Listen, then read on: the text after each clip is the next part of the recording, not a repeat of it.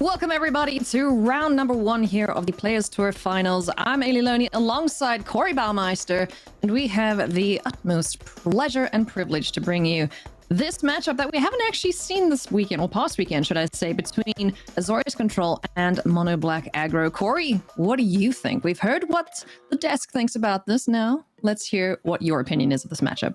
I'm pretty much going to echo what Cedric was saying here. I think it's going to be a very close matchup, but I do think Raphael Levy's main deck configuration is pretty well set up. Yorion is really tough to deal with if we got a couple omens on the battlefield. Whenever a deck is trying to go 1-for-1 on answers with Duress or Heartless Axe trying to deal with stuff immediately, when Yorion gets to bring that huge amount of value with it, it's really tough for these types of decks to overcome that. And it's definitely a matchup that neither one of them was like, okay, I tested this matchup 100 times or anything like that. Yeah, certainly not. You've got to think that they didn't expect to find this matchup going into the top 8. It's like, okay, cool, yeah, it's going to be Reclamation all the time. Wait a minute. There's no green in this first matchup? What is this? What no growth is this? spiral, are we? Yeah, so it's going to be interesting to see how these players approach this matchup, as they obviously didn't have that much time to test for it, finding out who their matchup was yesterday, but they are ready to rock and roll, so let's jump straight into it. It is Riku Kumagai versus Raphael Levy. Let's see how this one goes. All right, I am excited, Alias, I must say. Me too. You got to kind of feel for these players, though. Both of them are in the future, I should say, time-wise. 1 a.m. here for Riku Kumagai, I think 10 p.m. for Raph Levy, so yeah, they're going to want to get these games over and done with quick, maybe catch a quick power nap between matchups. Yeah, no kidding. I don't think I have ever played a tournament starting that late. It is definitely an added challenge for both of them. You really got to adjust your sleep schedule and, strangely enough, kind of be jet lagged after a pro tour like we normally all are. We're just recreating the IRL experience, right? As we get things started here with Knight of the Ebon Legion. This was certainly the hero last week for Riku Kumagai, so let's see if he can go the distance again. Yeah, Knight of the Ebon Legion is just a really hard threat to interact with outside of like Shatter and Glass Casket, and it can just absolutely run away with the game here. Kitesail Freebirder being the hero we all need. Stealing Teferi from Raph Levy, who didn't look very pleased about that. You know, Mystical Dispute in hand, but this deck just... Mono Black doesn't care about Mystical Disputes. It's like, yeah, okay, fine, sure, you can try counter my stuff, but you're gonna pay the full 3 for it. Yeah, exactly. I think this is really going to be a story of if Raph can find a Shatter this guy, which will allow him to get his Teferi back, that is going to be just backbreaking here, especially with Riku on such small amount of lands here. But if he can't, you know, this is going to be a tricky thing. You can't just win the game by Mystical Disputing a threat on a 1-for-1 basis when the board is already set up like this.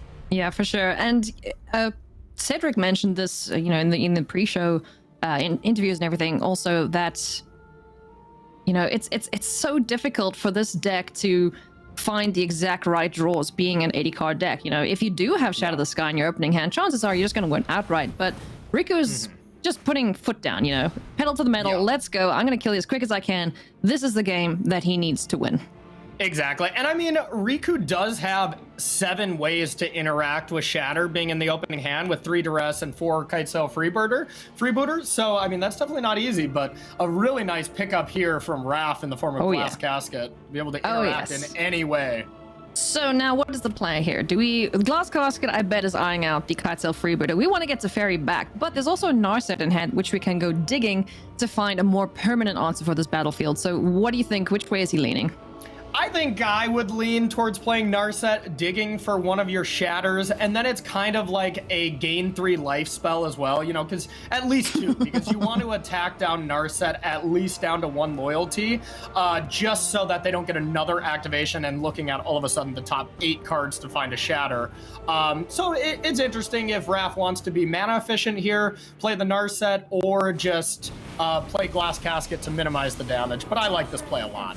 Well, here comes Narset, Parter of Vils. No more drawing cards for you, says the static text. Gonna dig to the top cards of the library. Let's take a look and see what Raph can find. Is it anything useful? Judging by the look on his face, I'm gonna guess not. Finds a Teferi, though. Yeah, it's either insanely awesome where Shatter the Sky would be immediately picked up, or everything else is just okay. Yeah, that kind of felt like a, all right, it'll do. You know, it's fine. It's another Teferi. We can bounce something that's threatening on the battlefield. But, you know, Kitesail Freebird is not the kind of thing you want to bounce, right? Because it just gets to take a look at other potential threats in your hand. So Craft's going to be hoping for a more permanent solution to this battlefield. As you mentioned, Narsa gets taken care of. And now we're going to see Spawn of Mayhem. So Riku is just throwing all caution to the wind. He's like, I'm going to kill you quick. You got to deal with me. Exactly, yeah, and getting back to what you said there about bouncing Freebooter, it feels so bad if you then draw Shatter and then they just replay it and take the way better card. So yeah, that is not a very good plan. And that's what just makes Kitesail Freebooter a really tough card to play with and against, because you never really want to pressure that card, because look at the rest of Riku's battlefield right now. It's gigantic. Yeah. Even though you get a card back, you're just dying to all these huge creatures. You sure are. This Teferi is certainly going to be dead to one of these little critters. As a Spawn of Mayhem gets bounced, we draw a card. It's Omen of the Sea, not what Raph needs. So he's gonna have to start praying to the magic gods that he can get something useful at the top of the library here if he wants to stay in this. Or what, Rankle. Or what most Azorius players pray to, and that is Yorian Sky Nomad. Yes. That is the king or queen for sure. Oh yes. So Rankle Master of Pranks, a really nice pickup there, but no fourth land just yet. Unlike Spawn of Mayhem, we can't cheat that in earlier, as we're gonna see an attack here. 1 to Teferi. Let's get that Planeswalker off the battlefield. And do you think we'll just see a pump here? Are we just happy to start getting counters on this Knight of the Ebon Legion, or do we want to redeploy Spawn of Mayhem? This is a tough attack here, because that Kitesail Freebooter killing Teferi is fine. You don't really care that you can't play your spells at instant speed, but the one thing you really do care about is an instant speed Shatter the Sky in case you want to play something like Rankle. But putting that 1 damage at Teferi right now means that unless Riku pumps, that Knight of the Ebon Legion is not getting a counter, and I would assume if Riku played Spawn last turn that that's still the play this turn. But yeah, that is a really tough decision, because it's an extra 1 point of damage at the face, and then Knight gets bigger if you don't kill Teferi. But the end result of an instant speed Shatter is just way too bad for Riku.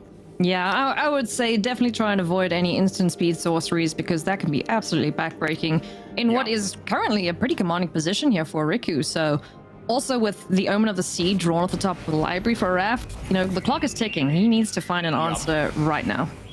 Agreed. But I like this play a lot. This is a very good speed bump that Riku has to jump through, because this slows Riku down a ton. I mean, all of a sudden we're just down to 3 power again. And I love what Raph is doing, is saving these Omen of the Seas until it's like make or break time, where you have to find the Shatter, kind of soaking up as much value as possible from this Azorius control deck. Found a Birth of Meletus. That's pretty handy against the aggressive decks, being able to create that 0/4 wall, gaining some life on the 3rd chapter if we get to that point. But now again, we're just gonna play Let's Kill Teferi. You know, this little sub-game that we have going here between Riku Kumagai and Raphael Levy. Really interesting to me there to not see even a consideration to Rankle. I don't necessarily think it would be an auto play that I would, but Riku just clearly an expert with his deck, and just not even a consideration to playing Rankle there. Rankle is that nice threat to have after a Shatter effect to just kind of get in that haste damage. But you know, having 2 of them, it makes me a little more inclined to play one of them there. Yeah, for sure. It's like, oh, it's fine. I have 2 of these. Yeah. But you know, showing very good discipline there. Riku going to be using that Rankle, likely to close out the game if Raph doesn't find something interactive here. Did draw the Shock Typhoon, so we can get a pretty big threat in the air, but opts to go for Omen of the Sea. Dig in again, finds the land number 6 here. Now, what is play? Are we going to hold up a Shock Typhoon, or are we just going to try and dig more cards out the library with Birth and get a blocker down? I think first you have to start by saying, dang it, I am way too unlucky that I went Omen of the Sea, bottom, and drew Hollowed Fountain. Yes. First you got to get that out of the way when you're really looking for Shatter. But yeah, I think this is a Shark Typhoon turn, just to soak up some damage from that spawn. And then, you know, worst case scenario, Omen next turn, have that one last dig for Shatter and just hope for the best. And the extra pressure here as well from the Spawn of Mayhem, just dealing 1 point of damage, and in the sky or at the beginning of the turns here. So, Yep. yeah, this is not looking super great here for Raph.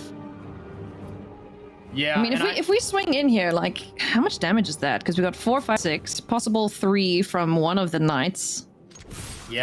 Shark likely blocks the spawn, right? Or does it block something else? I think it would block the spawn. You want to force Riku to use his mana on the knights. And I mean, if you just block the knight with I guess you can use the other one so it doesn't apply that much. But one nice play here that we saw from Riku is not jamming the Rankle on this turn, because we can't really see it on our camera right now, but that Mystical just in the opening hand. Yeah. So that is a known card. So Rankle would very clearly get countered here. I love this attack. Yeah, I think Riku gets in for 9 here, if I'm not mistaken, with a pump on one of the knights. Yeah. And then, if the Spawn of Mayhem's... Oh no, we're going to block Timuret. Okay. Why would we So if Spawn of Mayhem survives, that's 1 extra point of damage. Otherwise, it's Rankle. Swing in, I'm going to kill you either with my 3-power creature, or I'm going to make you take a point of damage. Yeah. And have you draw a card. Yeah, and I guess blocking Timuret or blocking Spawn of Mayhem is the same damage with Trample from Spawn of Mayhem. So yeah, all of a sudden, all the way to 1 with 2 haste threats in hand and a mobilized district, and still no shatter effect inside. Oh man! All right, so that's not a great start yet for Raph, but this is kind of what we expected, right? This first game, Riku definitely wanted to win, because post board we're going to see a lot more ways to interact with this aggressive board. So. Yeah, this is pretty much textbook how this match could have gone. For Raph, he would have loved to have not seen so many lands and possibly a bit more interaction, but... Yeah, I mean, this is definitely just the story of shatter or non-shatter games. It's just such a big difference, especially when, I mean, Raph really didn't even see like ECD, 1 glass casket to interact, but even ECD, when Spawn of Mayhem was played, would have been very, very good. Yeah. But just didn't have anything like that. Drew the wrong half of the deck, and I mean, that's going to happen. That's going to happen when you play 80 cards. Oh my goodness, you can just see he's very frustrated there, but you got to take it off. Game 1 is done, Riku is up, and we are going to see how this next matchup fares for Raph Levy, who is now able to prune out some of these not so useful cards against the mono black deck. Yep. Either a little disappointed there or tired from being a new dad and starting this tournament at 10 o'clock. Who knows, right? It's a little bit of everything. Yes. All right, so what's the plan here for Riku against Azorius Control? I mean, more than likely just taking out every bit of removal, bringing in as much hand disruption as you can. We also saw Riku take out a castle, which was interesting. I think recognizing that Raphael Levy is not going to be able to take out all of these Narsets. And it's pretty awkward there. If you have to wait to draw a card until Raph's turn, then it's a little bit worse. And if you draw 2 castles and you're not curving out perfectly, that is a huge detriment to the mono black aggro game plan as well. For sure. So after a little bit longer look here at the sideboard, what do you think of the plans so far? Anything else you should change? I think it was a pretty easy sideboarding from Raphael Levy. He just had to take out Aether Gust. It is a completely dead card. Mystical Dispute is also pretty bad. It seemed like the 4 you just have to take out. And then just bring in the 4 cards that say do something to creatures. Pretty straightforward for Raphael Levy on that one. Well, that's a hand. That's a lot better, but that is a mulligan. A little discouraging there for Raphael Levy, but to Fairy Time Reveler on the play against this mono black deck is actually awesome. I mean, you can run into the scenario where we go 1-drop, 2-drop from Riku, and then, your Teferi will die after you bounce something. But if you ever get to bounce the only card and leave a Teferi, you just feel so advantaged during those games. Turn 3 Teferi would be nice, but we do see in Riku's hand there Duress and Kitesail Freebooter and an Agonizing Remorse, so this is very much going to be a, ooh, what you got there kind of matchup here for Riku, it seems. Yeah, Riku's hand is awesome right now. This is kind of everything you want. He can make some tough decisions next turn of progressing to the battlefield or just absolutely ripping apart Rafi's hand. So really good start from Riku. Yeah, and with the Hunted Nightmare in hand too against a deck that doesn't really have any creatures at all, barring, a few little tokens here and there. Like, this is looking so good here for Riku. For Raph Levy, not so much, unfortunately. Yeah, and I mean, this Thirst for Meaning can do some wonders here. You're gonna get some extra cards, but I mean, I think the best thing you want to hope for is like to draw some creatures, draw your Yorians and your Archons and discard all your non-creatures. I love this so much. I thought Raph was playing the control deck, but here we see Duress forcing Raphael's hand here. Now, does he go for the Thirst to try and find something, you know, useful or not? But then what's even better is Agonizing Remorse just follows up. It's like, oh, cool, sweet, I'll take that Archon of Sun's Grace. Thank you very much. But, I mean, the one nice thing from what has developed here is if Riku has another hand disruptor, which we know he does, and if he plays it, there's still a play that Raphael can make. And in the face of 2 hand disruption spells on the same turn, just being able to cast anything feels like a win next turn. Yeah, this deck certainly gets some points in the rude department. But yes. Yeah, it's just kind of giving the Azorius Control the Azorius Control deck a bit of a taste of its own medicine. It's like, oh, you like stealing my stuff and countering wings and bouncing everything of mine? Well, how does this feel, friend? Exactly. To quote the great Alias V, a handful of nope being answered by, you know, some preemptive nopes. I really like it. I like this, though. Discarding 2 lands instead of the enchantment. Usually you want to just maximize the amount of cards you have in your hand and make sure you hit land drops. Yeah. But at this point, you just want to have your spells. All you need is 1 land to be able to cast anything. Plus you have Teferi to maybe draw you some cards back. So I think that was a very good heads-up play from Raphael Levy. Indeed. Now we decide here between Elspeth Conquers Death or Teferi Time Raveler. Looking ahead is Riku, you know, wanting to keep the Hunted Nightmare safe from the Elspeth Conquers Death.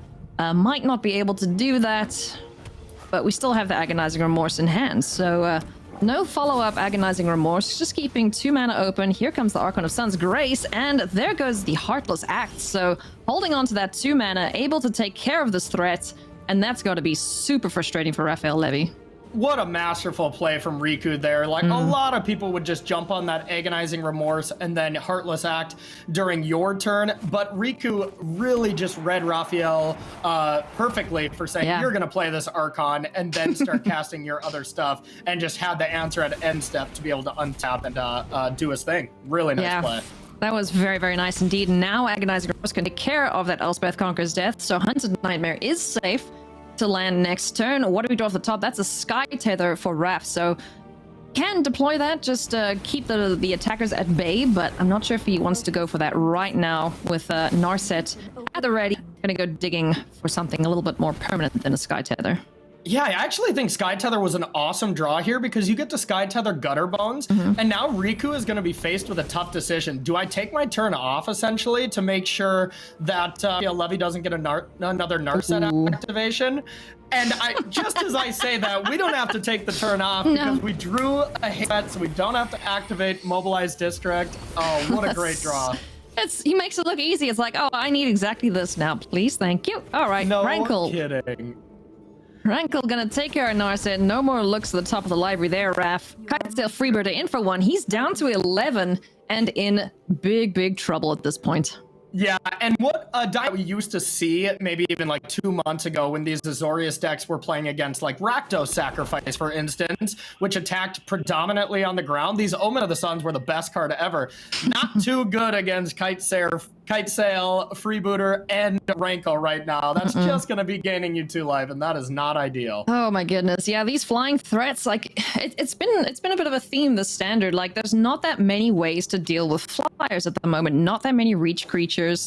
You know, not that many flyers being played as is in the meta list that we're seeing at the moment. So, interesting predicament here. Raph did chuck some of those lands a little bit behind in the mana department, unable to play both things here.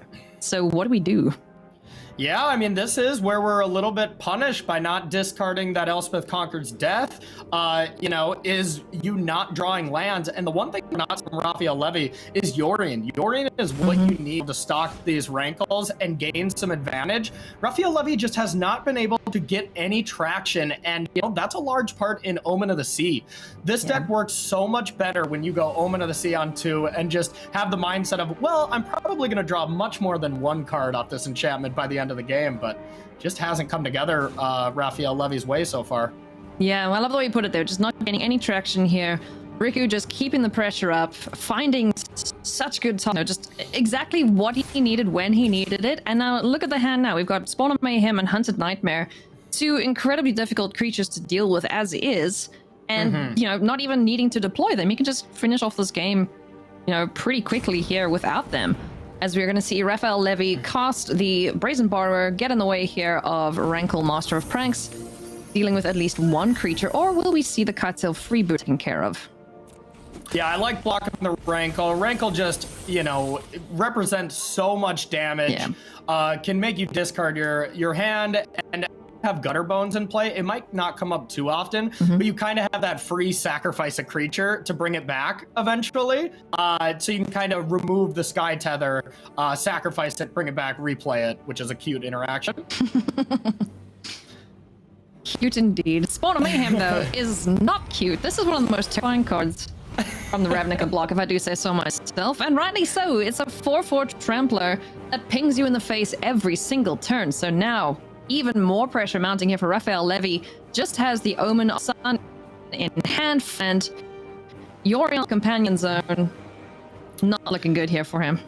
So are you saying a spiked metal hand not cute? Huh. I guess if that's your thing, sure. But generally speaking, not really. Yeah, and look at these Omen of the Suns. Again, I'll bring up another point about this. This used to be such a good card in this matchup, but even Hunted Nightmare, you can double block and actually use the tokens. But Raphael, with how his sideboard is configured and so focused on Temur Reclamation decks, there's just not enough good stuff to bring in to be able to even take those out or Narset. So we do see some just awkward cards having to be left in Raphael Levy's deck, and that's a product of 80 cards and a product of metagaming directly against these Reclamation decks. So tough times here for Raph. Is going to shock in the Hallowed Fountain, goes down to 8. What's he thinking? What's he got up his sleeve?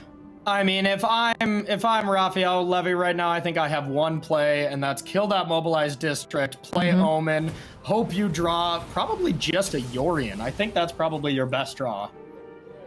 Here we go. Field of Ruin takes care of mobilized district, one less attacker on the battlefield. Omen of the Sun can keep you alive a little bit. What do we find off the top here? All right, Heartless Act, that'll take care of one of the leaders if needs be, but, you know, it's kind of just like, okay, cool. You know, this is just some extra insurance here for me. Yeah, exactly. And I mean, this is a game where Raphael Levy is setting up quite well that if he does draw Shatter of the Sky, it's going to be insane, because not only is it going to destroy all the creatures, you're going to get Teferi back. So even if Reek only has one threat, Teferi does a great job at managing that. But I mean, if we don't see Shatter of the Sky, these Flyers are going to take this game down, well, next turn. I love the patience here too from Raph. It's like, all right, you want to play Hunted Nightmare? You're going to give me Death Touch on one of them. Not that I think it'll matter, you know, ultimately. He really, really needs to find Shadow of the Sky. Yeah, and I like this from Riku. Riku knows what card is in Raphael Levy's hand and knows it's not Shatter the Sky, so kind of putting all his eggs in one basket here, if that is on top of the deck, but I do really like this play. Yeah. And I think that's just it. Oh, man, that is going to be it. Such rough luck there for Raphael Levy. Goes down a game here against Riku Kumagai, who just had the absolutely best starts that he could have with this mono black deck, and you know, just ran away with it. There's no two ways about it. Like, he just absolutely steamrolled Raphael Levy in this upper quarterfinals. And I mean, one huge factor is, I mean, if we didn't see the deck list and know exactly what was in Raphael Levy's deck, we wouldn't know that Shatter the Sky was actually in his deck, because he never saw it, ever. Which is a huge problem. This is the downside to the 80 card decks that Cedric mentioned that they were talking about. It's just, you know, if you can draw it, cool, almost instantaneously. But alas, none of that. No Teferis, no glass caskets, nothing of the sort here for Raph Levy in game number 2. So this is looking like it's going to be an easy 2-0 here for Riku Kumagai, as Raphael Levy concedes, but is not out of it yet. Congratulations, Riku Kumagai. Yeah, I guess hashtag sometimes punished. Yep. I guess Very much hashtag so. sometimes punished. That's too Sometimes bad. punished. Yes, you want to play 80 cards? Sure, fine. But you might not find exactly what you need against the mono black deck, which just put in an incredibly good performance there in the hands of Riku Kumagai. Any final score in that matchup? I mean, honestly, just the masterclass of Riku being able to dance around every single piece of interaction that Raph had. Mono Black just seems like a really, really strong deck. I've been playing it this week to try to up to speed and just doing so well with it. That deck is awesome. So it is super cool, and we're going to see it a little bit more later. But for now, we're going to go to a very short commercial break. Plenty more magic from the Players Tour Final right after this.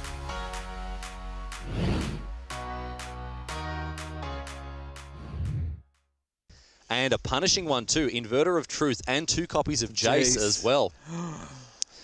This is tough here for Glogowski. There's a huge crowd next to that. You could see the audible, Yep. You can hear them just off camera there like that. They're on a slight delay so as not to alert the players as to what's going on. And you could hear that was a big whiff. A big whiff.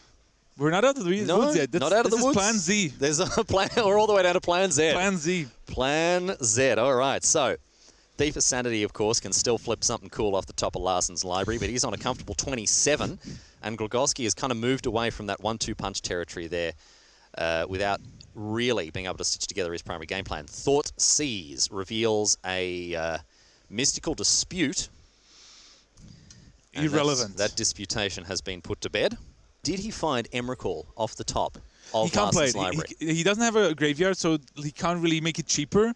And Emrakul costs 13. You need 4 more lands. Yeah, that's way too much. Yes, ambitious. It's not the promised end of this matchup, at least here. All right, 4 blocks. Will we see the Murderous Rider? Puts the land into play. Another clue token. Not going to miss that. Before blockers. Before blocks. He's lining up 3 mana. 1, 2, 3 mana. Yeah, 2 of them are black. Swift End. Here it comes. This is going to win Yoel Larson the Players Tour Final. Satyr Wayfinder, the only blocker available, crack a clue, put a counter on the Tireless Tracker, and that is the game. Yoel Larson has seen it, everyone has seen it, Glogowski has seen it, and that is that! The champion of Players Tour Europe is the Swedish superstar, Yoel Larson. What a performance from him, oh my goodness.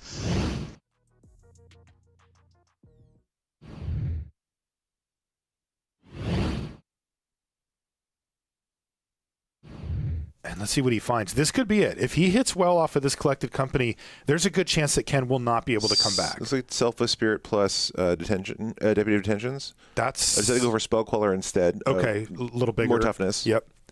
In case he's able to counter the activation by giving the Alcide hexproof. All right, looks like Karametra's Blessing, though, is going to save. It's only a 3/3, though. He can't actually... Yeah, he's offering a trade effectively.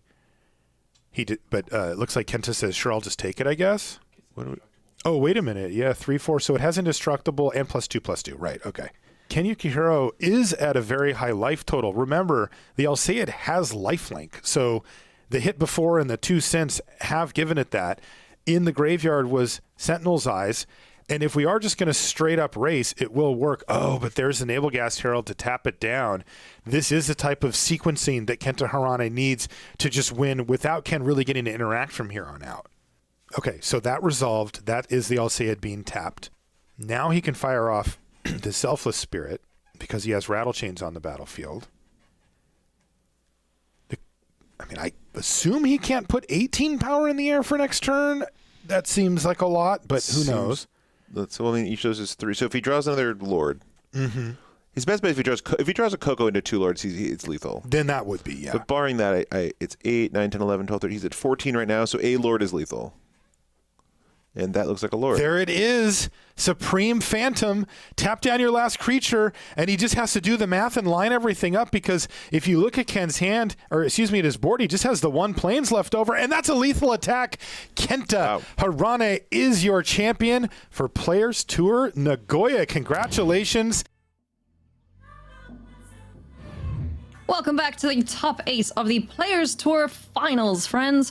I'm Ailey Learning alongside Corey Baumeister, and we have a cracker of a match up next, friends. It is Alan Wu versus Michael Jacob. So let's go and hear from Alan Wu right now.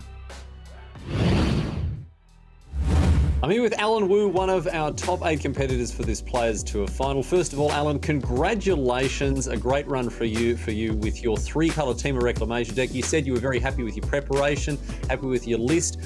Tournament must have felt pretty good. You were pretty dominant throughout. Yeah, I felt like our team pretty much predicted the metagame just almost exactly, and then we had a really good list for the mirrors, but like I guess it wasn't like so overtuned that I didn't have a chance against the 2 aggro decks I played against. It just felt like a really good balance. 4-color Reclamation, it could be said, gives up a lot of percentage points against the rest of the field. You chose to play 3 colors. Do you want to share your thoughts, the blistering hot take you had on 4-color Rec?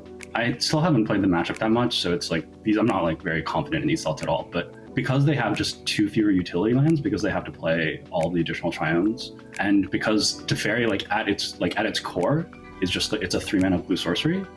I'm not actually sure that the changes to the 4-color version people made to their deck actually give them an advantage in the mirror. Just because the best plan in the mirror is just to play draw go and just play at the end of your opponent's turn. Anytime you tap out, you're sort of risking your opponent resolving some sort of scary threat that puts you really far behind.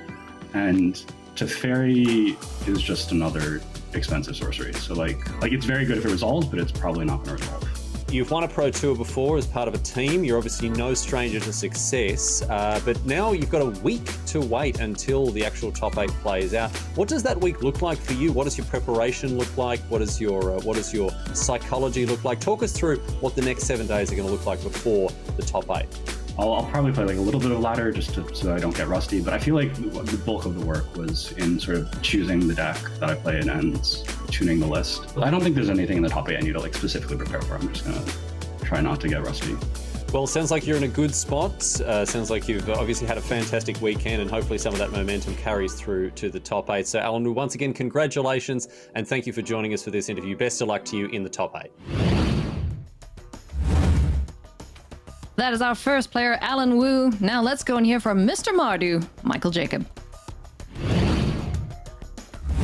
I'm with Michael Jacob, who made it into our top 8 with an incredible deck. First of all, congratulations and thanks so much for joining us, Michael.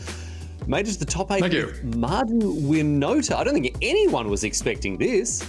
In fact, I think I was the only player registering any amount of Winotas in the tournament. What was the origin story of this wild brew? The way I approach Magic is I try to find an established deck, and then I try to modify cards that I prefer over the ones that the original person used. The solution ended up being taking out all the red cards because everybody was Manic and Aethergust, and I was sick of losing to it, so I just took all the red cards out that went out in the main deck.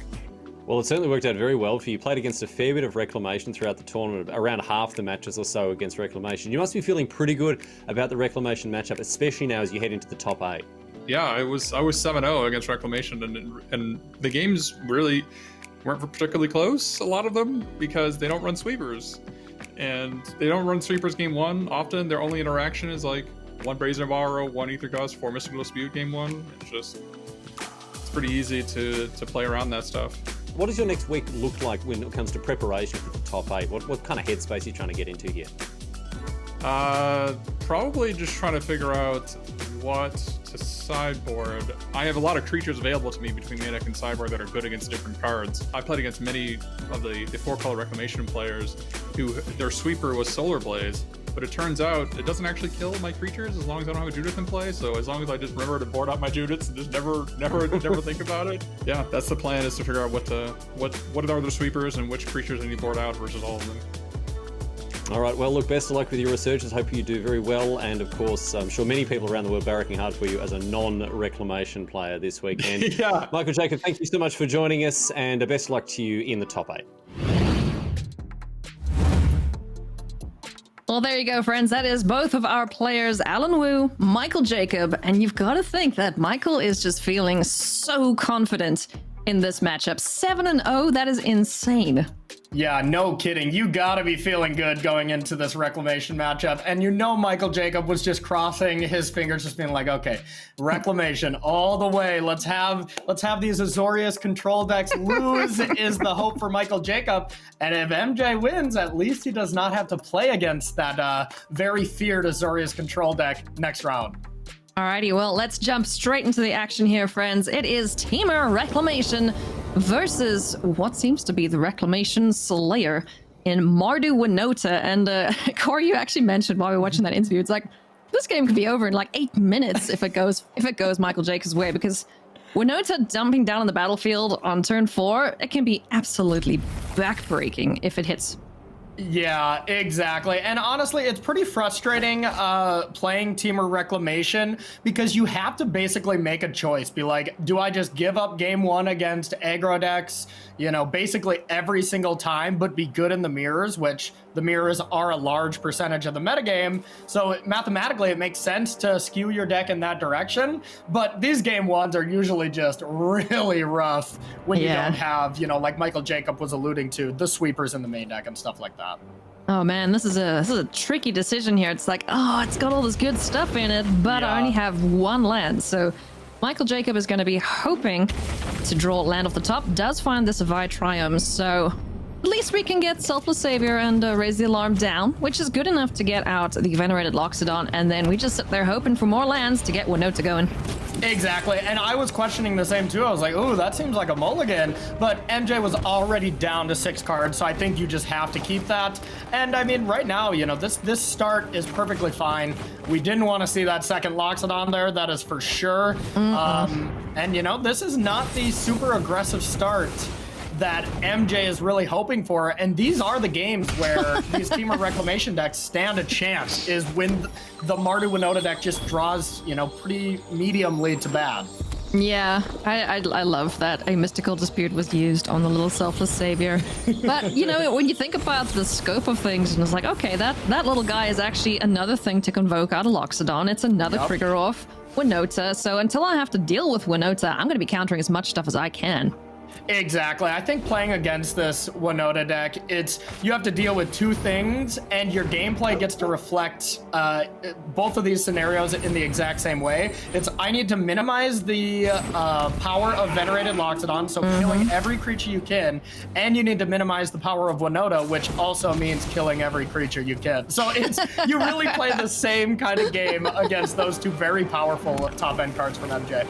So pretty much what you're saying is there a creature? Yes. Kill it. Yes. Can I can't do that? Oh, okay. Well, good game.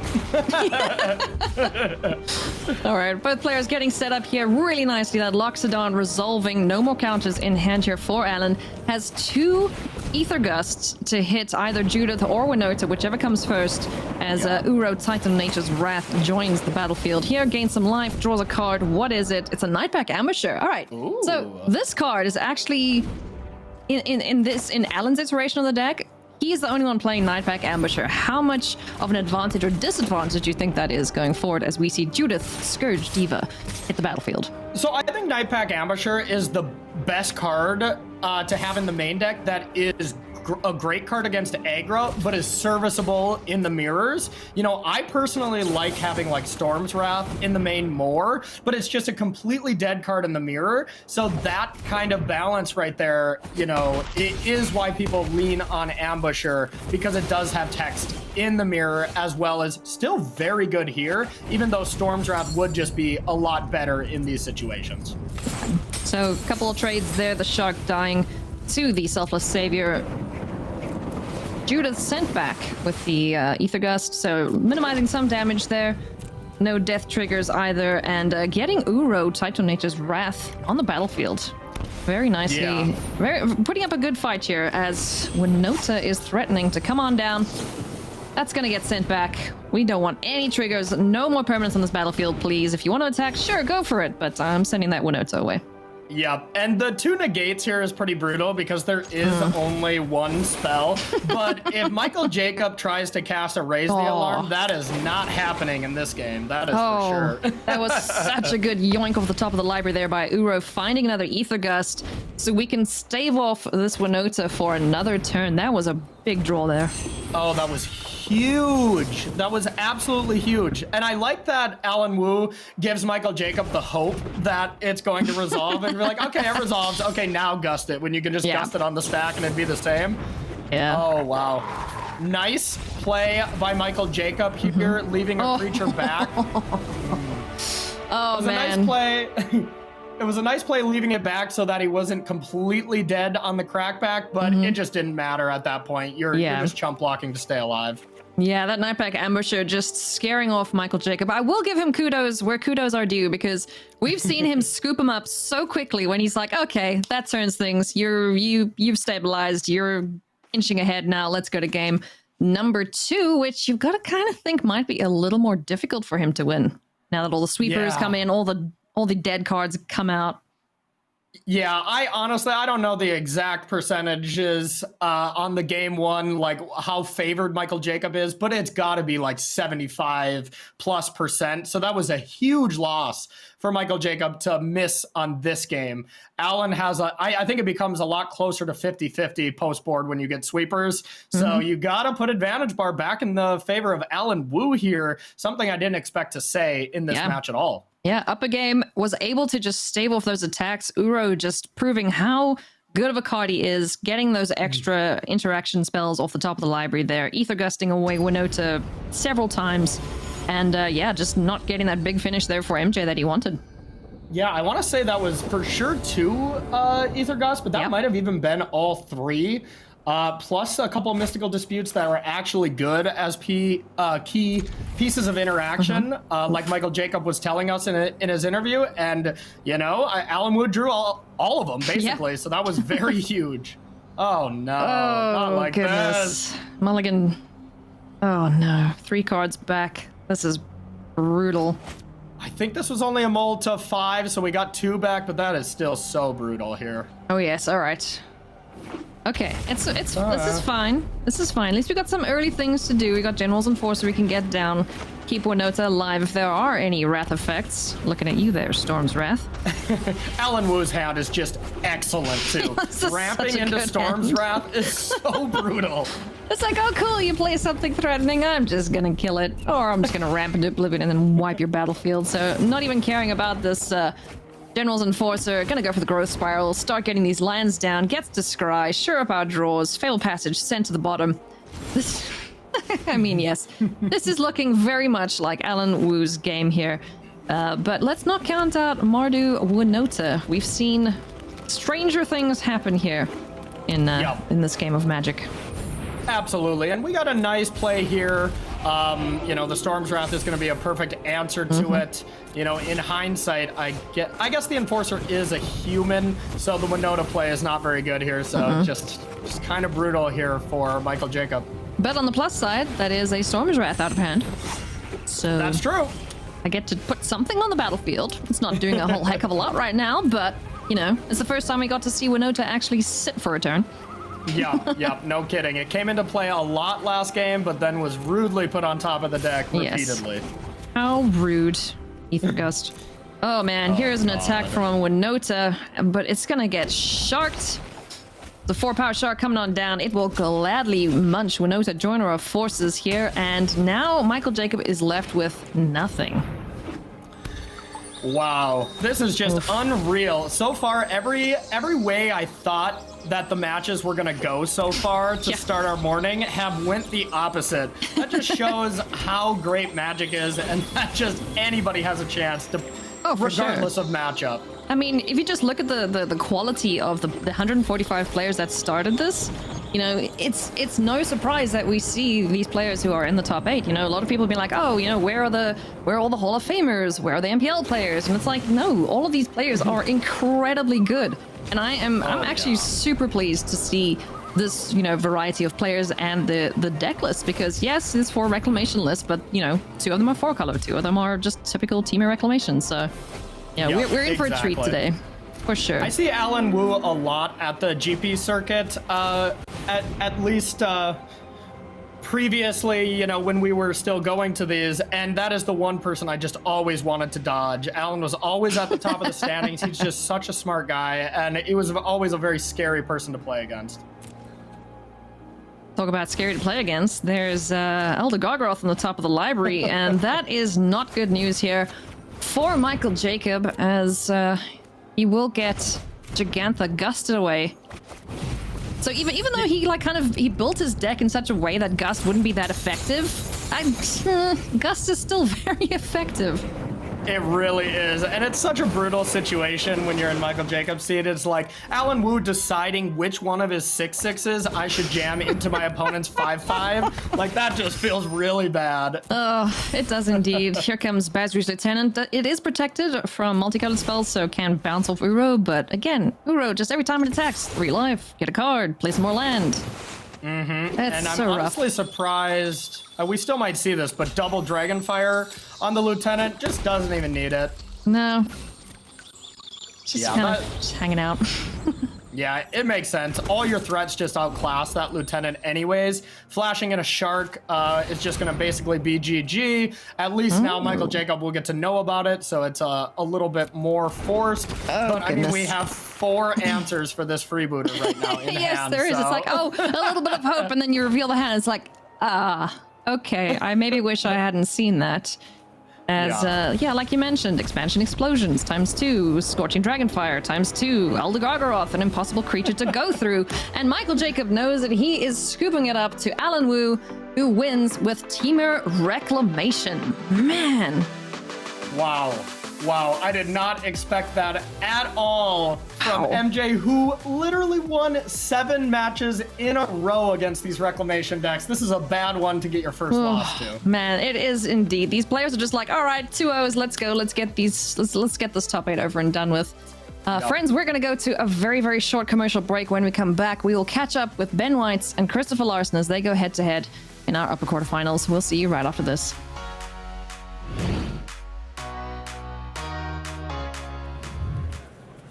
It's nice to see that, by the way. Little face-to-face interaction here, right? Sometimes when you play games a lot, you can feel a little disconnected from your opponent, but it's one of the great benefits to our game is these 2 gentlemen will remember this moment for the rest of their lives. Matt did find land source number 2, Blinkmoth Nexus, and now he has the Steel Overseer, but this is going to be a huge blowout here. This is so rough. Eli Loveman runs out the Izzet Staticaster, takes down the Overseer, and strands the other 2 in hand for Matt Sperling. Matt Sperling will sacrifice the Ornithopter, but this game is over. Sperling finds cranial plating, but he's just down to 3 permanents left on the battlefield. Eli Loveman with the Izzet Staticaster and the double Mantis Rider draw has put too much pressure on Sperling. He's dwindled his resources. He's super far ahead, and he even has that extra copy of Phantasmal Image at the ready. So first things first, hit you for 6 damage. That's a lot of exalted triggers. Again, Matt has options here as far as blocking goes. He doesn't actually need to. He's going to fall down to 4 life.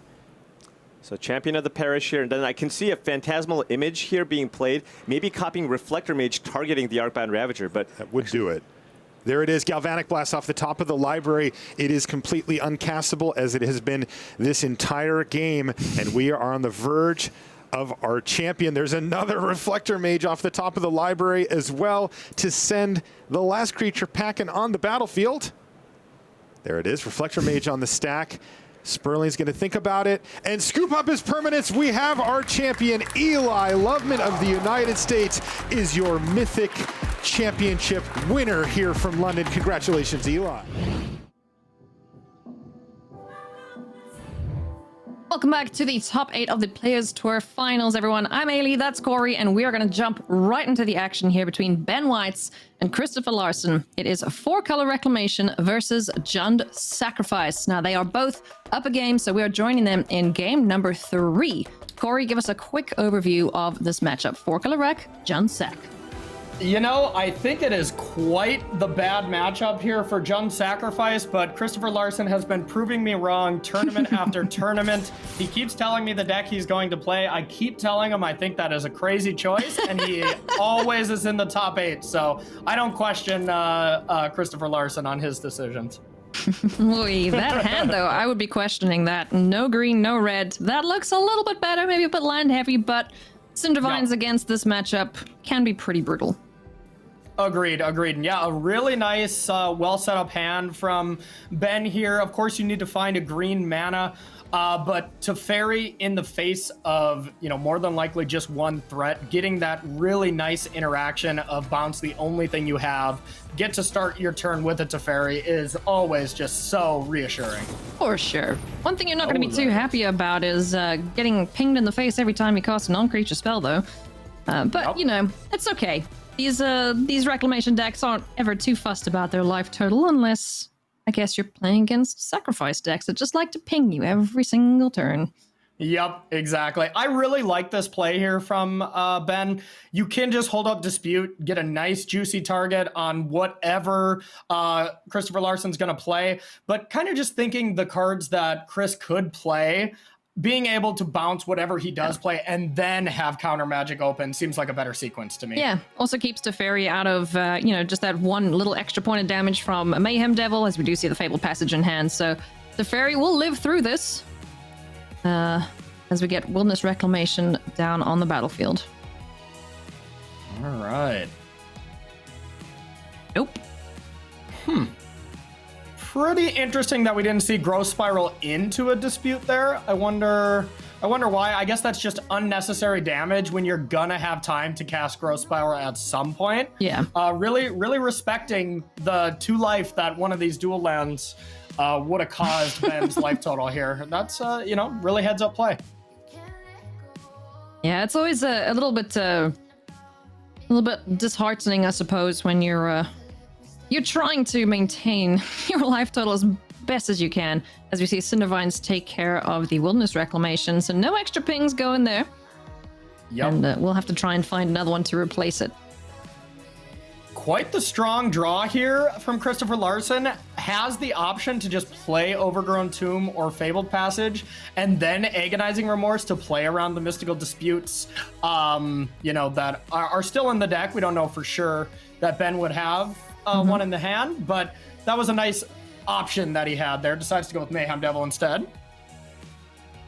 This is quite cool. All right, so Mystical Dispute can take care of Mayhem Devil. That opens up potentially for Christopher to take a look in hand and see what the other 3 cards are. Opts first to go for the Growth Spiral. So now we're going to see the play that you mentioned earlier, Growth Spiral into Mystical Dispute. And now Ben is pretty much free and clear to, take a look in the hand here for Christopher Larson. Let's see if he decides to go for that, or does he want to resolve the Trail of Crumbs and just ensure we get that engine going? Yeah, it's a tough choice here right now because Trail of Crumbs is one of the most important cards just in Jund Sacrifice in general, going the long distance here against these Reclamation decks. But that was a huge draw here from Ben. Oh my. Would you like some sharks? I think Christopher is going to say no thank you, but yeah, Ben's going to be quite happy about that.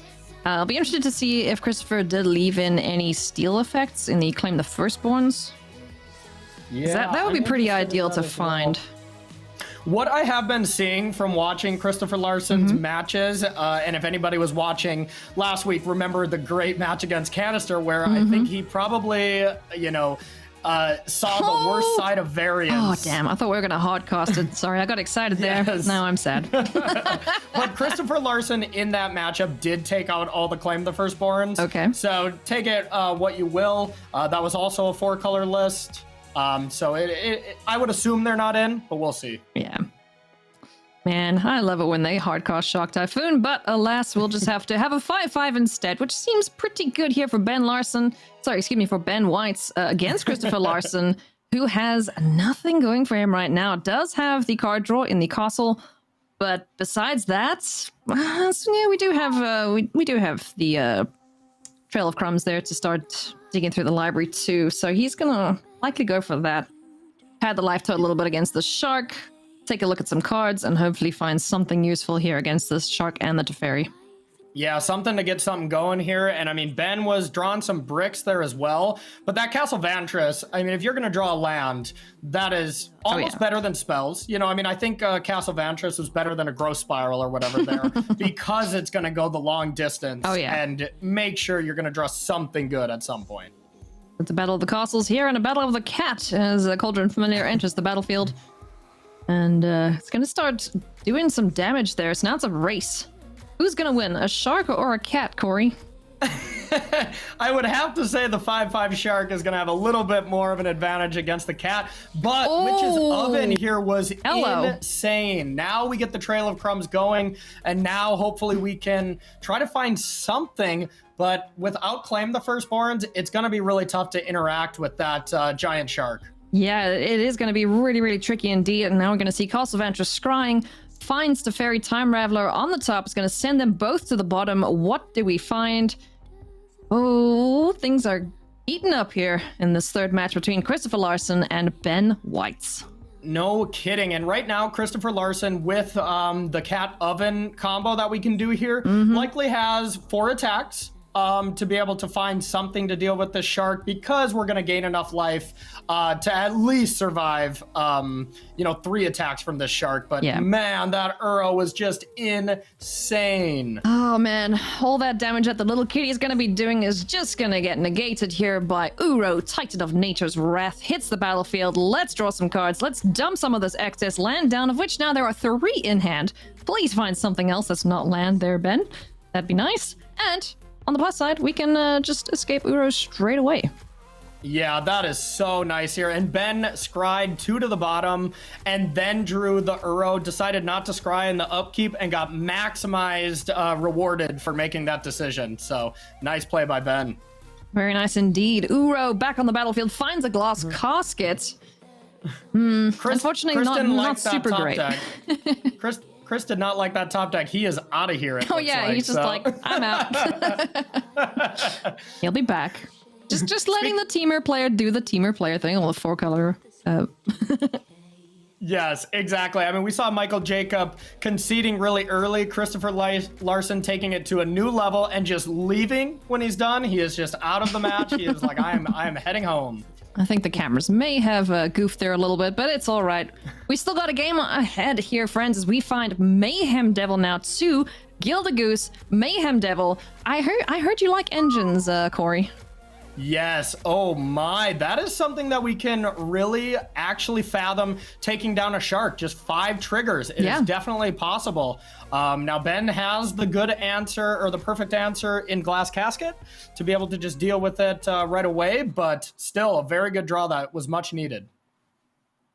Very much so. So as we get things going here, we do have the Mayhem Devil down on the battlefield. We've got Gildagoose in hand. How much do we want to commit to this battlefield? Are we worried about sweepers or anything like that? So we obviously can see with perfect information that it's just the Glass Casket, which is not going to be super effective, as you have the Witch's Oven down. You can just sacrifice whatever the target is.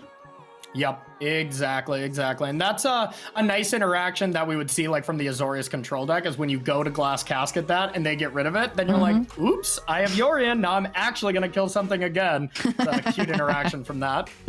Well, no Yorion in this matchup, Corey, so you'll have to just wait to see Ref playing a little bit later again, yeah? All right. Oh man, now we got the engine going. We have the goose, we've got the food, we've got the cat, we've got the Trail of Crumbs, and we have the Mayhem Devil to tie it all together and start pinging as many permanents as we can on Ben White's battlefield. Cycling Triumphant, Mystical Dispute. That's not going to be super useful at this point in the matchup. The Fairy's got to do some work here. Uro's got to do some work here. Oh man. What do we do if we are Ben Whites? I think step 1, you have to deal with Mayhem Devil. Let's try and deal with these permanents on the battlefield here. Glass Casket likely going to eye out that Mayhem Devil. That is the big old damage maker here. If we can get that off the battlefield, Ben Whites will feel a lot more comfortable. But in response, we might see Christopher go absolutely ham with as many triggers as we can. Try kill Uro, try kill the shark that's in the air. We do have a way to block it with a Gilded Goose, but that's not a permanent solution. So Glass Casket targeting the Mayhem Devil.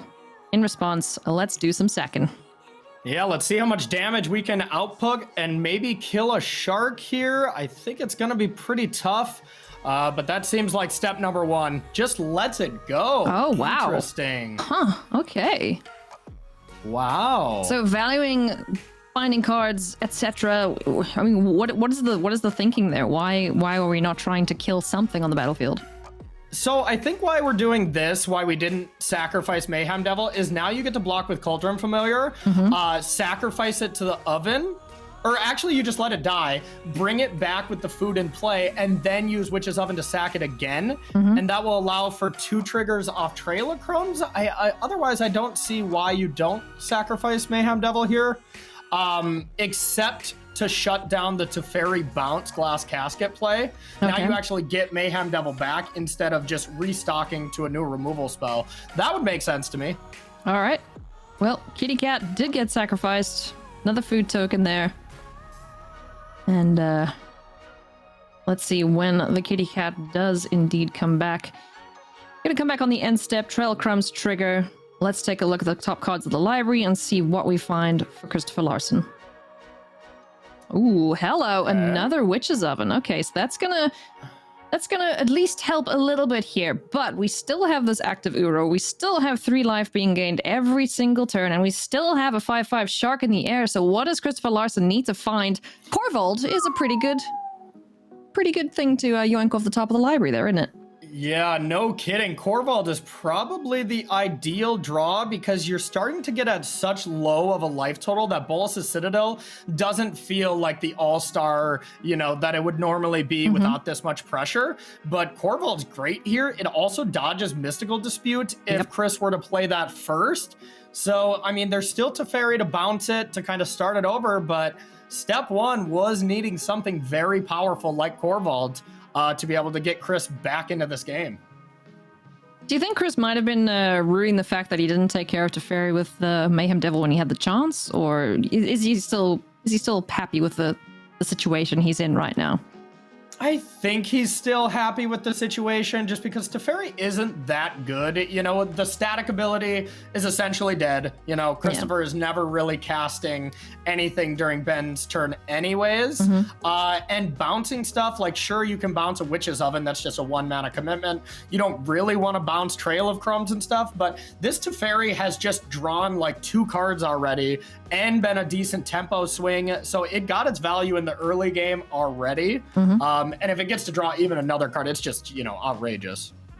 So usually you're not too happy to see land if you're the Reclamation player, but Blast Zone is actually really, really good against this matchup.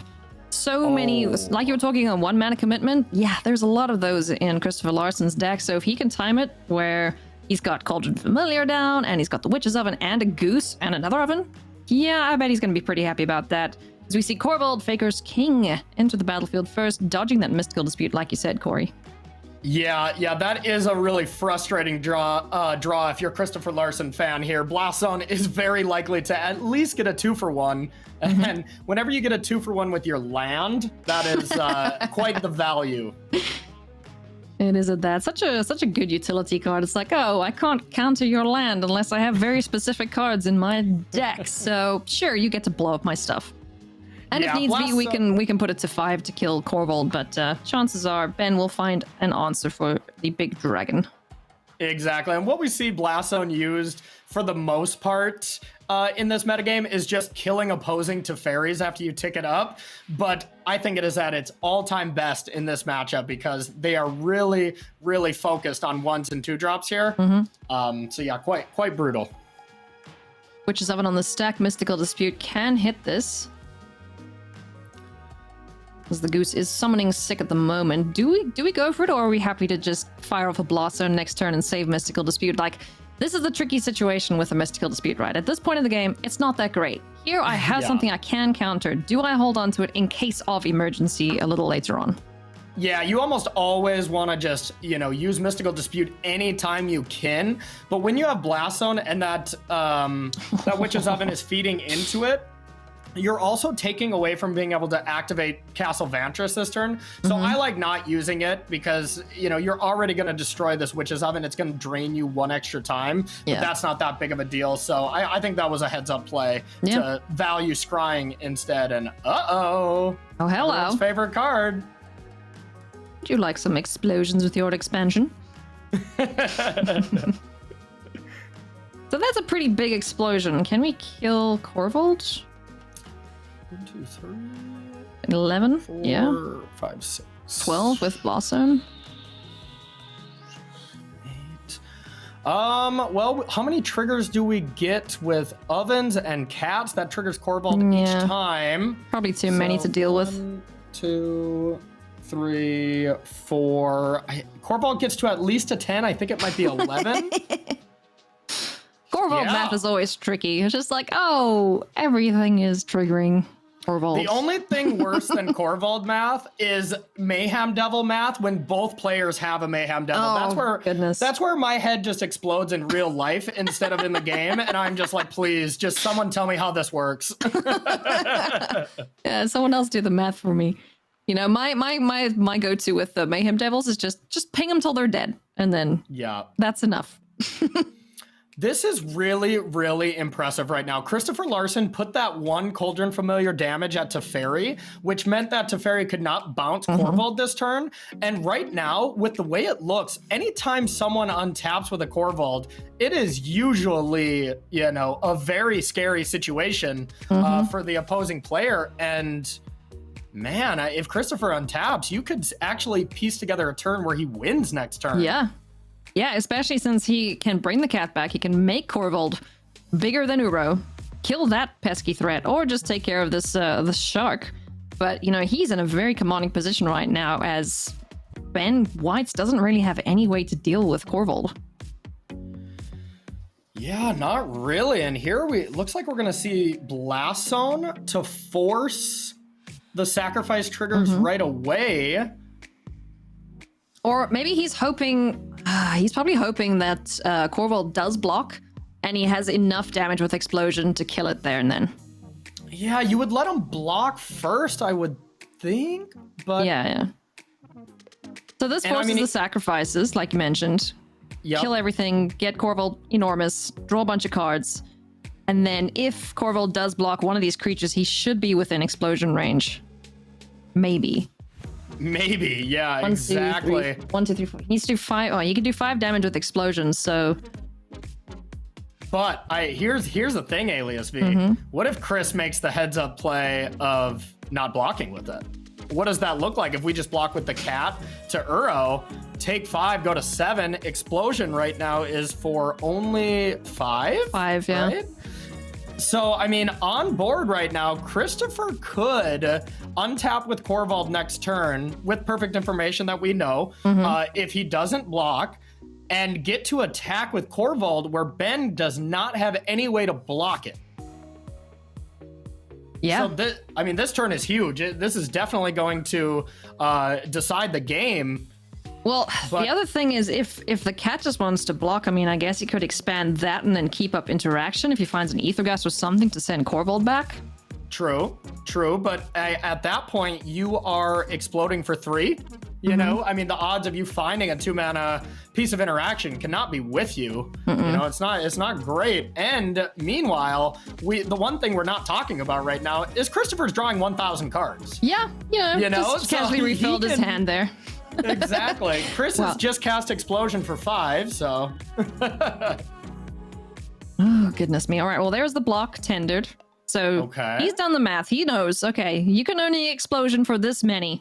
So I'm okay. Yeah, to do this you just saw Christopher fist pump here. He did the math. He's recognizing this. I think Chris is feeling very confident here. Oh, my goodness. It's hard to argue with him. This is insane. I mean, can he tap out here, though? Does he have the luxury? He doesn't find any interaction anyway, so it wouldn't have mattered, but now we have an 11-11 Corvold. Ben is tapped out. Christopher just needs to sequence together as many sacrifices as he can, and Corvold is going to win this. Christopher Larson is going to win this. Oh, remember that Mayhem Devil that was left under glass casket and we thought that was crazy? Well, it's back. Oh, beautiful. Oh, my. All right, let's take a look in your hand just to make sure. Insult to injury there. Goodbye. Second copy of Expansion Explosion. Here comes the Woe Strider. I'm going to munch on everything. Corvold's going to get enormous. Mayhem Devil is pinging. And Christopher Larson is going to win this upper quarterfinals match here against Ben Whites. Absolutely incredible stuff for the Jund Sacrifice player. What do you know? Another match where I put Chris as the underdog, and another match that he proves me wrong. I cannot guess a match right today, Alias. I'm 0 for 3. Oh, goodness. Well, I'll tell you who's not 0 for 3 is currently Chris Larson, as he picks up the 2-1 here. Now it's just a matter of fact, right? Okay, let's just sacrifice everything. Mayhem Devil, you're going to get munched on here too, most likely, unless we're just going to get a little kitty cat back in. I don't know. There's just so many ways to kill Benjamin Weiss right now. Ah, absolutely incredible. This is the power of the Jund deck. This is one of my favorite lists in this top 8, and Corvold is one of the most insanely powerful cards if he's left unchecked. Here we go, in for 14. Why not 15? Num num num num, ping ping, dead. Unreal. I mean, Ben's only out here was Christopher's internet going down. Looked like that did not happen, so that was insane by Christopher Larson. So pleased about that. Congratulations. What a matchup. Oh my, that was an unbelievable match to watch, or an unbelievable game to watch. Yeah, so good. So congratulations there. We are going to be back with more action, I hope, of that level, because that was absolutely phenomenal to watch. So thank you again to everyone who is joining us today, wherever you are in the world. We hope you are enjoying the coverage here. We're going to be right back after this short break with even more of it. Stay tuned.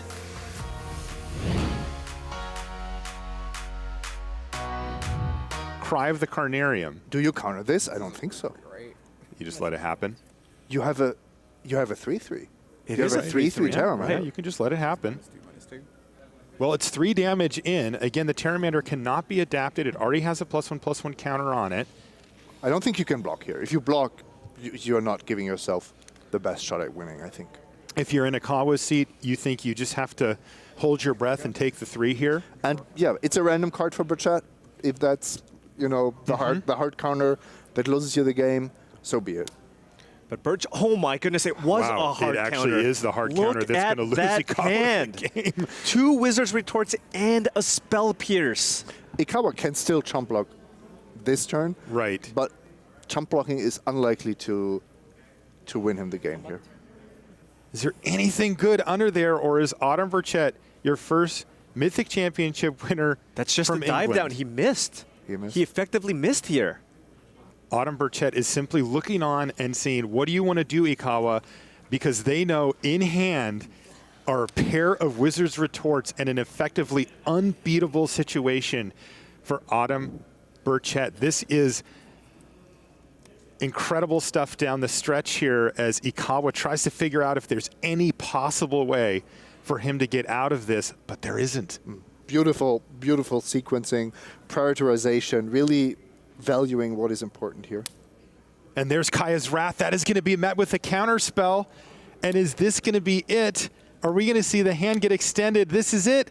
Counterspell number 2 for Autumn Burchett. And England has a Mythic Championship winner, and it's Autumn Burchett.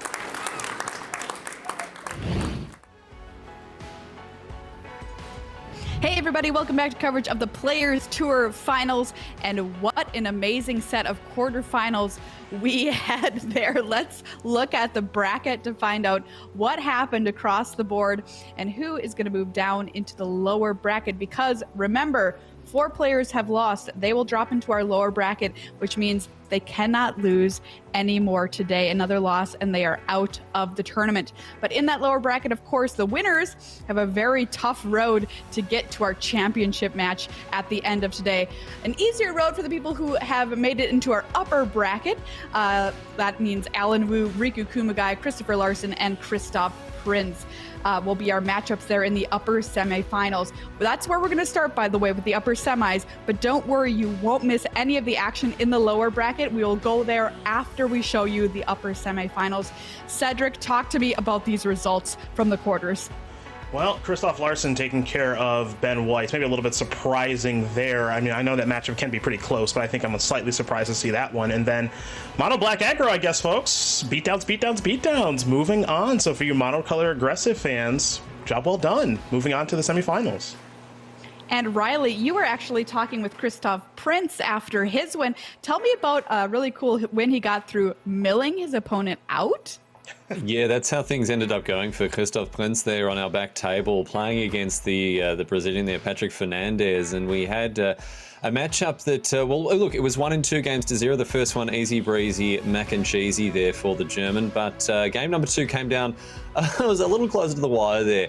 I got the chance to catch up with Christoph, and he said that in game number 2, when things got very, very close, he was actually afforded the opportunity to win the game with an expansion explosion by playing around triple mystical dispute, not to go for lethal damage with the spell, but actually mill his opponent out. Instead of burning your opponent out, milling the opponent out there with an expansion explosion. So pretty wild stuff, but Prinz now moves on to face Larson in one of our semi-finals here, and I got the chance to catch up with both of them about their perspectives on the matchup, and they're both in agreement. Larson believes that the matchup is a little better for him. His sacrifice deck, especially with Bolas Citadel, is in a better position to take down 4-color Reclamation rather than just Team of Reclamation. So with the players in concert agreeing that Larson has the edge here, it's now up to see who will prevail, the Dane or the German, as we head into our semi-finals. Yeah, let's take a look at our first feature match here from the upper semifinals, and this is one I'm very excited for, as you can imagine. We're going to see Alan Wu versus Riku Kumagai, Team of Reclamation versus Mono Black Aggro.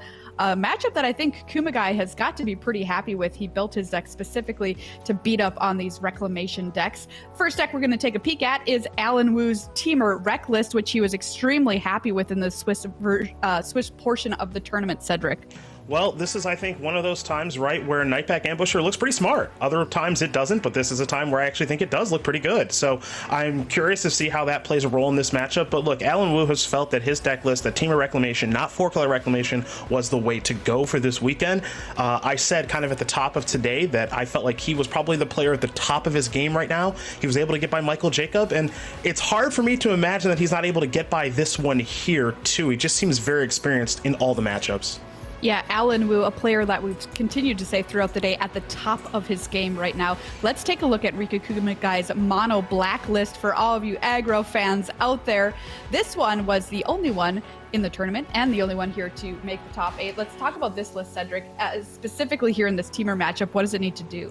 Well, this is one of those spots, right, where we talked about a little bit earlier how he doesn't have access to Rotting Regisaur and is elected to go with Hunted Nightmares in that spot. And that was a conscious decision, and he has bulldozed through Reclamation decks over the course of this tournament. So if you're Kumagai, you have to assume, you must be thinking to yourself, yes, this is exactly what I wanted, as much as you want to play against Wilderness Reclamation and Growth Spiral, but he's done a great job with that and has built his deck to destroy these strategies. So in one respect, you have a player who's sitting here and saying, this is what I wanted, but sometimes you get what you want and you lose anyway. So I'm curious to see how the games do unfold.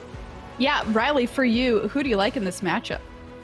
It's really tough, right? Because I think Team of Reclamation with the right draw can just beat actual anything. Yep. You know, we've seen decks that are more or less custom built to beat Team of Reclamation still get dispatched by Growth Spiral into Rec, into Interaction, into ultimately a big EE. So it could go either way, but look, Kumagai had an upset victory against Raph Levy with a blazing fast start with Mono Black Aggro. So with, you know, the right draw, again, hand disruption, fast threats, I don't know, maybe Kumagai can actually come up with the goods once again. All right, Cedric, how about you? Look, he felt like Team of Reclamation was the matchup that he wanted to play against, and who am I to argue? If that's the case, you know what? I like monocolor aggressive decks. Let's do it. Let's see what happens, folks. Let's see if that's how it's going to shake out. Mono Black Aggro, no Rotting Regisaurs, Hunted Nightmares. To the finals? Sure, why not? All right, I'm glad to see you two getting on board the Riku train along with me. All right, we've got the upper semifinals coming at you. You're not going to want to miss a minute of it. Stay tuned.